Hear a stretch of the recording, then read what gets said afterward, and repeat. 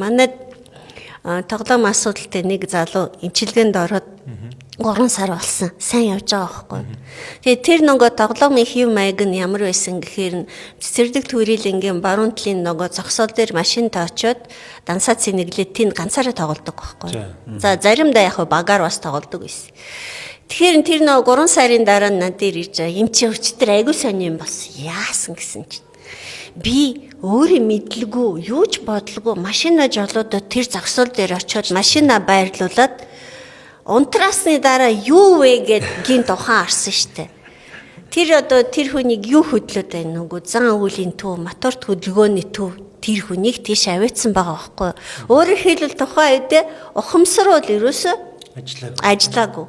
Үйл ухамсар нөгөө донтлын төвөө чинь нөгөө үйл ухамсарт суусан учраас бол ухамсар дийлдэггүй байхгүй. Ухамсар чинь тэр хөдөлгөөнийг, сэтгэл хөдлөлийг бид нар хүсэл мөрөөдлийг бүгдийг ингээд хянах ёстой байж тэр хяналт чинь өвчлсөн байгаа учраас энэ дураараа ашигладаг. Дураараа ашиглаж байгаа учраас доороос нь ингээд цохиод энэ нөгөө тархины бор давхраг байгаа гэж бодъё. Энэ залуу эволюцийн хөгжлөөр хамгийн залуу хэсэг байгаа учраас энийг дийлдэг байхгүй. Тэгэхээр тийм учраас сэтгэл заслын гол үүрэг юу байгаа гэхээр өөрийнхөө зан үйлээ ойлгох, өөрийнхөө сэтгэл хөдлөлөө ойлгох. Хэрвээ тийм хүн өөрийнхөө сэтгэл хөдлөлийг хянаж эхэлжвэл хинт хүнд эдгэрэх магадлал айгүй өндөр байна гэдэл. Манкастыг хүргэхэд Монс Косметик хамтран ажиллаа.